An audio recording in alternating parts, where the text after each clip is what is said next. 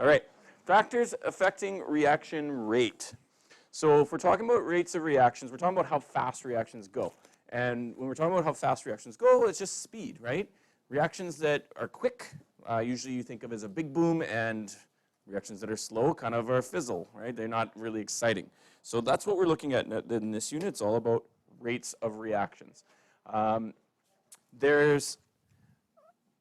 If we're talking about rates of reactions, we're going to be looking at something called collision theory. We're going to talk about how and why reactions go faster or slower. So the rate of reaction is just the rate of disappearance of the reactants or the rate of appearance of the product. So how quickly are you using stuff or how quickly you're making stuff?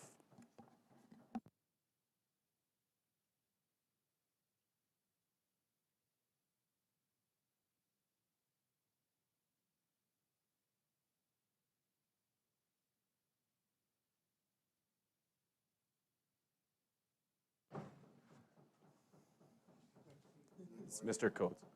So collision theory states, in order for things to react, they actually have to collide with each other. So when you mix two reactants, in order for them to actually physically react, they're going to collide, and you're going to break bonds and make bonds. If the particles don't hit each other, you don't get a reaction. Now, not all collisions will cause a reaction, though. So if I take like this set of notes and I wave it around the air, is this paper colliding with oxygen in the air right now? Yes, even if it's sitting on the table, oxygen's hitting that piece of paper, right? The oxygen in the air is moving around. The paper's not really moving much, but the oxygen's hitting it. Why is the paper not starting on fire, though? No heat, right? For fire, you need oxygen, you need fuel, and you need energy. So what we're saying here is the things have to collide, but they also have to collide a certain way with a certain amount of energy, right? So like I always use collisions as an analogy for this, right? So if I'm going to talk about Roberts, if I walk up and I say, hey, Roberts, how you doing today, buddy? Ow. Okay, so but I pat him on the shoulder, say, hey, man, how you doing? Does he get mad at me? Does he react? Or is he just kind of like, it's okay, right? But if I walk up to Roberts and I go, Roberts, and I slap him as hard as I can. How are you doing today, Roberts? What kind of reaction is that probably going to get? Probably not a good reaction, right? But there's going to be a much different type of reaction. So why would he react, or why would you don't walk up to somebody and slap them in the face and say, how you doing? Why don't you do that? Because they're probably going to slap you back. That's going to cause a reaction. Just like, why aren't the oxygen molecules reacting with the paper? They're just not hitting in the right spot, or they're not hitting with the right amount of energy, right? There's a big difference between a big slap in the face or a pat on the back, right?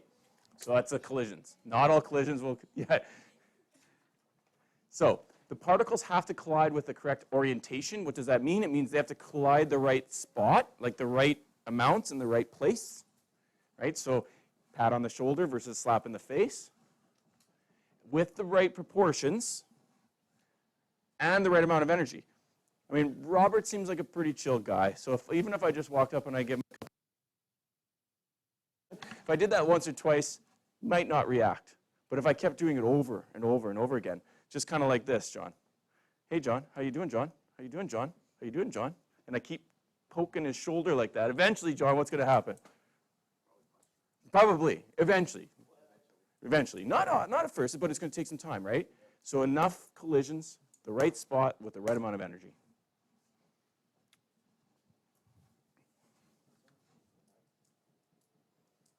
Okay, so here's an example. In our atmosphere, there's a chemical called ozone. Where have you heard of that before? The ozone layer, yes. And again, what does the ozone layer do? Don't say global warming. Filters, UV, good. Okay, so in the atmosphere, ozone is converted to oxygen and nitrogen by nitrogen monoxide. Here's the reaction. This is just the decomposition of ozone. And if we're talking about this reaction, if the oxygen atoms actually hit each other, but there's nothing happens. But if the nitrogen and oxygen hit each other, you do get a reaction. So if you look here, see the oxygens are hitting each other? That's not hitting in the right spot. We have to hit in the right place so the bonds can be broken and formed. We want electrons to be gained or lost, right? We want electrons to be moved around, the bonds to be changed. That's how a reaction happens. So if the oxygens hit, we don't get enough collision. Or if they hit in the same thing, if the nitrogen and oxygen hit, but maybe you don't have enough energy, you don't get enough collisions. But if you hit the right spot, the right way, notice it's like here you're hitting the middle oxygen. And then the second and the third one, you're hitting an end oxygen with the nitrogen. Now we can cause a reaction. So you have to hit the right spot with the right amount of energy with the right amount of stuff.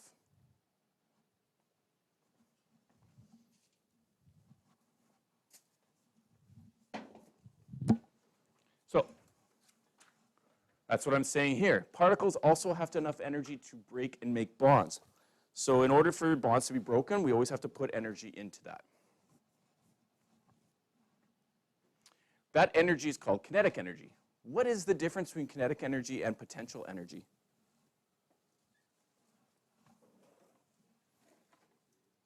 I'm holding a golf ball in the air. Wow, look at that, right? Does this golf ball have kinetic energy or potential energy right now? Potential. But once I release it, that potential becomes kinetic. And the instant before it hits the floor, all the energy has gone from potential to 100% kinetic because it's all motion now, right?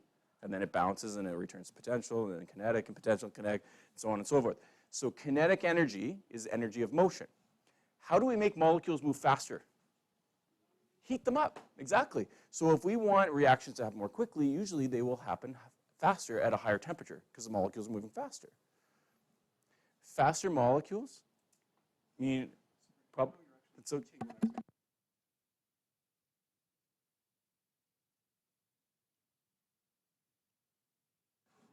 So if we're talking about collisions, we want molecules to move quickly so that they collide more often and they break bonds.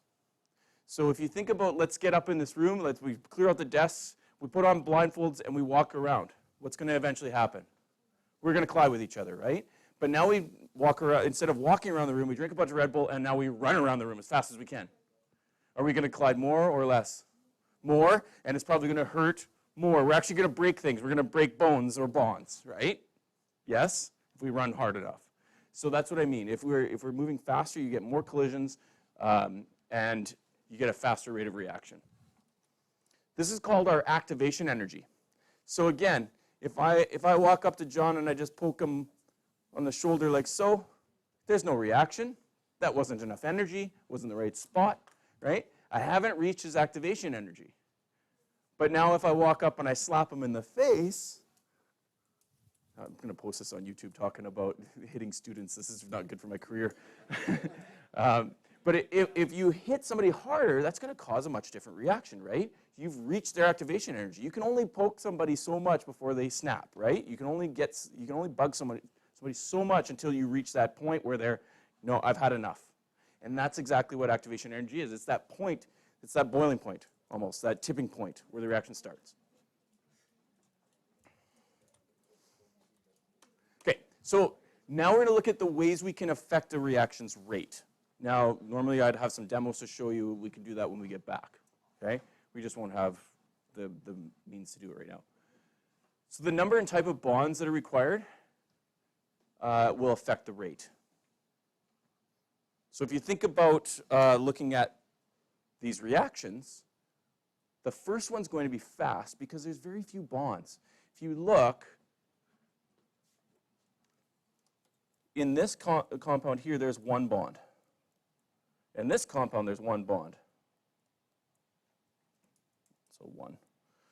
Let's try that again. But how many bonds do you see in that one? At least 8. The carbons are all bonded, so there's 8 there, plus 18 more. We got lots of bonds there. And here, you got oxygens. There's only one bond between them, but you need 25 of them, right? So we need lots of stuff to collide. We have lots of bonds to break. That's a slow reaction. Think of it like this way. Think of it like this. If you're talking about chemistry, I always liken it to playing with Lego. Right? If you built some really big complex thing and you want to take it apart and build something else, that's going to take time. You got to take it all apart and put it all back together a different way. That takes a long time. That's slow. But if you have like a simple, really simple Lego thing and you take it apart and you build something else that's really simple with those same pieces, that's quick. It doesn't take lots of time. Right? So the more bonds you have to break and make, the longer the reaction takes. So, the formation of NO2 requires only one covalent bond to be broken, whereas the other one, you need to break like 50 bonds. That takes a long time. Now, the next thing is looking at the types of bonds. So, do you guys know the difference between like Lego and Duplo? Duplo is like the big little kids blocks, the big ones that are, right, for littler kids. Which ones are easy to take apart and which ones are harder to take apart? Lego. The Duplo, they're meant to be taken apart easily because of little kids, right? They go together easy, they come apart easy. If you've ever tried to take apart little flat Lego pieces, they're really hard to take apart, right? The bonds are strong. So the stronger the bonds, the harder it is to react. Because you have to break and make bonds for a reaction. So if we're talking about the types of reactants, the type of bonds we're talking about will affect that too. Ionic bonds are usually faster. Because if you think about it, how are things held together in an ionic bond? What are ions? Charged atoms. And in a molecule like sodium chloride, you're going to have sodium ions and chloride ions. What causes these to want to be together? The charge, the opposite charge. They're held together by static cling. That's it. Right? Static cling's not hard to break. But covalent, what does covalent mean? Sharing. So we're both holding on to something. So like I got this hole punch, you got the hole punch. We want to share this hole punch, but I want it and you want it. So we're gonna do this. That's a hard bond to break, except for I'm just too strong for you apparently. Okay, so in a covalent bond, that takes a long time because you have to completely rearrange electrons. Those electrons are held by both atoms. That's a hard bond to break.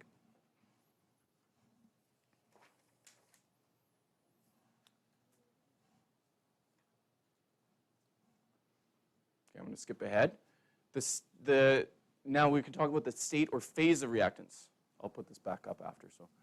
So if we're talking about the state or phase, what does that mean? State. Like, I just can't hear you. Liquid, solid, or gas. Okay, so gases are faster. Why do you think gases are going to be fast? They're moving fast. If we're moving fast, do we get more collisions or less collisions? More collisions, right. And you get more collisions with more energy, so more bonds can be broken. So gases are usually a lot faster than liquids, and liquids are usually faster than solids. Solids don't really bump into each other very often. Do you remember the whoosh bottle? I've done that for you lots before, right? Where I put the alcohol in the big blue jug at the back, and then I light it on fire? Yeah, I've done that before. Okay, why does that react so violently, but if the same stuff reacts really slowly if I pour it out as a liquid? Well, it's because liquid molecules aren't colliding with the air as much. Gas molecules are. So the state will be a big factor affecting the rate. Homogeneous or homogeneous reactions, homo meaning same, geneous meaning throughout. So we're talking about reactions in the same state, will typically be faster than heterogeneous. So like the air hitting this paper, that's hetero, gas and solid. It's pretty slow. Whereas if I take gas and gas, it'll usually be quicker. And why is that? It's because of the speed of particles.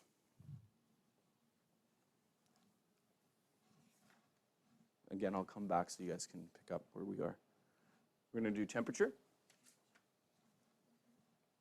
So temperature, according to kinetic molecular theory, the temperature is just the speed of particles. Temperature is a measure of kinetic energy. The faster they move, the higher the temperature. So according to kinetic molecular theory, or last year we called it KMT, the energy or speed of molecules gets bigger as the temperature rises. So the temperature of this room right now, it actually is kind of warm in here, probably closer to 25 degrees Celsius, 22 degrees, or 24 to 25 degrees Celsius, I mean. That means the molecules, the average speed of the molecules in here has that much energy. As energy, if we heat the room up more, then the molecules of air and things in this room will be moving faster. If we increase the temperature of a reaction, we increase the rate of the reaction. Again, if particles are moving faster, are we going to get more collisions or less collisions? Yeah, I'm asking. If the particles are moving faster, more collisions or less? More, always. So when we're talking about how that's going to affect a rate, just think about, are they going to hit each other more often? The more they hit each other, the more chance there is a reaction. Last year, we spent lots of time with Maxwell-Boltzmann, right? So if, let's just say, let's use the driving test as an example, because to pass your driving test, what do you have to get? Is there a number that you have to get on the test?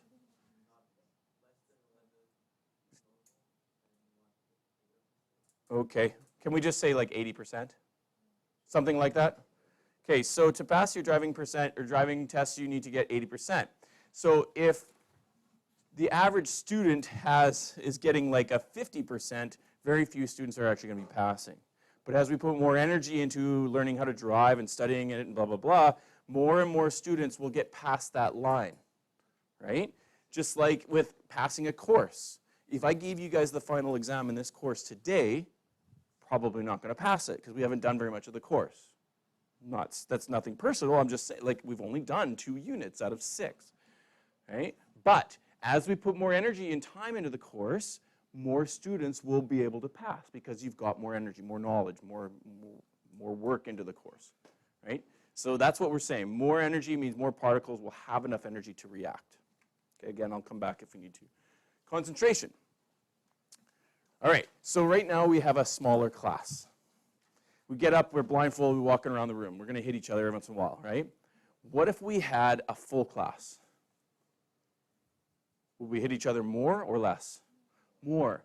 So more stuff means more collisions. Where do you think more car accidents happen? In the city or in the country? Why? Why in the city? More cars, more people, more collisions, right? You can have the same number of people out in the country as in the city, but there's probably going to be less accidents because they're spread out more, right? So if we increase the number of particles in a space, we get more collisions. And anytime you have more collisions, you have a better chance of a faster reaction. So there's ways to do that. We can add more stuff. So like whenever I do demos, hey, we put more in, put more in. Okay, that'll make the reaction happen. That could make the reaction happen more quickly. Another thing is I could make the reaction happen in a smaller space. Right? I could compress the space. If it's a gas, I could actually compress the particles. This is how a car's engine works. It works on compression. You put air and fuel into the cylinder, the piston comes up and compresses that, you get a spark, and it causes that explosion that pushes the piston back down. But that compression helps with that explosion. Diesel engines don't even need a spark. Once they get going, they're just working on compression. They compress that air and fuel, and it heats up enough with just the compression that, and there's so many collisions, it reacts, keeps it going. So if we increase the concentration of reactants, we get a faster rate.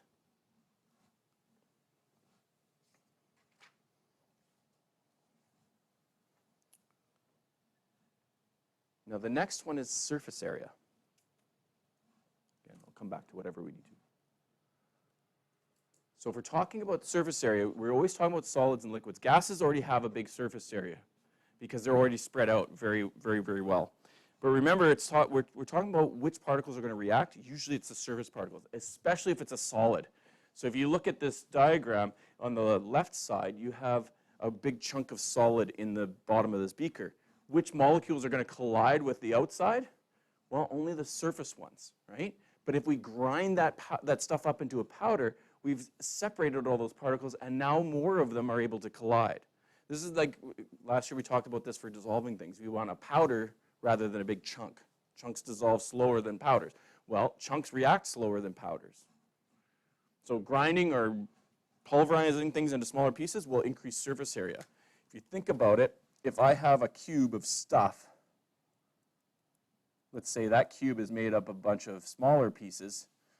If I broke that up, I'm actually getting, like of this cube here on the corner, you're only getting the top and the front and the side that are exposed. But if I take that bigger cube apart, now you're getting to the pieces in the middle that we can't react with.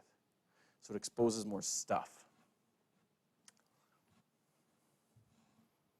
Now this really only works for liquids and solids.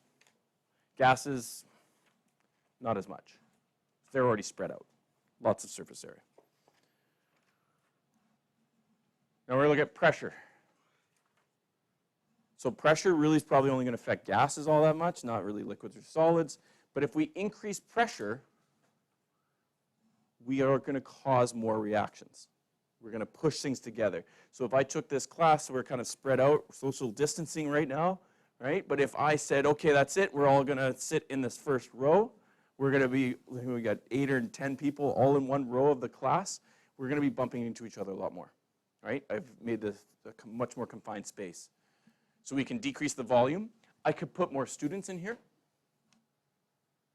Or I could add some other students, like grade 9s.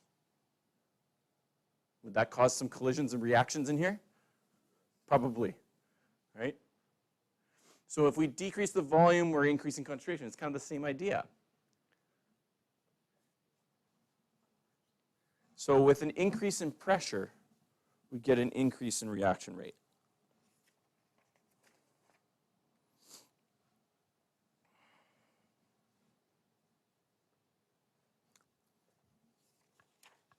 Now there's one more factor that we're going to get to that affects rates of reactions, and that is catalysts.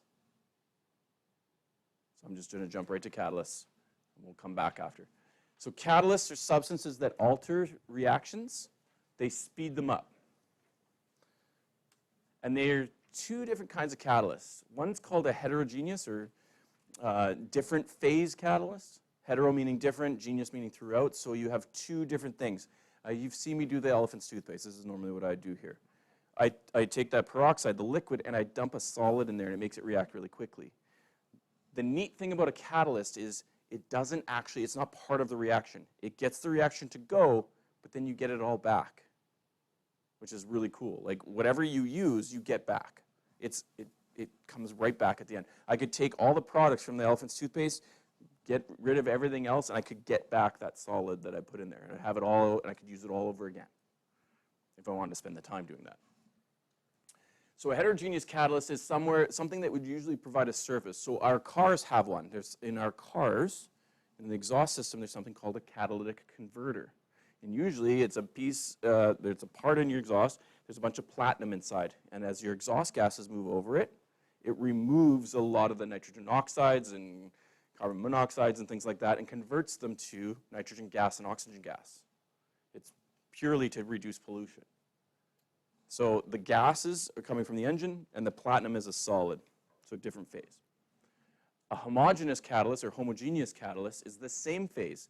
It basically helps get everything together. It creates some sort of an intermediate, so everything can kind of mush together, kind of react, and then you get something else out of there. But you always get your catalyst back. And that's the key. So if you look in this little image, you start with this, whatever this green thing is. There it is.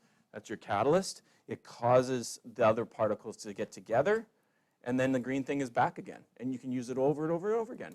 So in theory, a catalytic converter in a car should never run out. It should never wear out, because that's just it. It's a catalyst. Big rig trucks are using this all the time. There's all sorts of new technologies that I can show you another time. But that's what catalysts do. They cause things to, basically catalysts are like the little people that bug you and get you kind of ready to react, and then somebody else comes and talks to you and then you snap on them. It's like all the little bad things that happen to you all throughout the day, and then somebody says something and you just, what? Right? Because you're mad about all the other things. The catalysts are the things that make your fuse a little shorter. Now, that's what I was saying here. Catalysts are never used up in a reaction. You get them back. And the way they do this is they lower the activation energy. So Roberts, John, they're pretty chill guys. That's why I was talking about tapping them on the shoulder, slapping them in the face. I'm not too worried about them snapping on me. But if Roberts is having a really bad day and I'm making fun of him right now, he might snap. Right? He'll have a short temper that day because he's having a bad day. That's the catalyst that caused him to react more quickly. If we're talking about marks, you guys could hand me a little catalyst, right? And maybe I could reduce the passing grade in the course. I don't know. Yeah, like a capacitance of 50, but maybe a pass would be 40. I don't know. We could do that if there was enough catalyst. No. Yeah, curve up, exactly. That's lowering the activation area. You're lowering the threshold needed. Like with water boiling, water has to hit 100 to boil, right? If we lower that threshold, if we make it easier for the water to escape, now more particles can escape, like reducing the pressure, for example, would be a catalyst for that. The opposite of a catalyst is something that's called an inhibitor. To inhibit something means to slow it down or stop it or try to prevent it. And that's basically it. So we have a bunch of different ways to affect reactions. We have the type of reactants, including like their state, the type of bonds, and the number of bonds. We have, going back here just to make sure I cover them all, we have the temperature of the reactant. So more heat means more motion means more collisions. We have the concentration, so the amount of stuff. More stuff means more collisions. And then after concentration, we'll have surface area, more particles able to react and collide, more pressure, more collisions. And then catalysts. Catalysts don't really change collisions. They just allow the collisions to happen at a lower energy.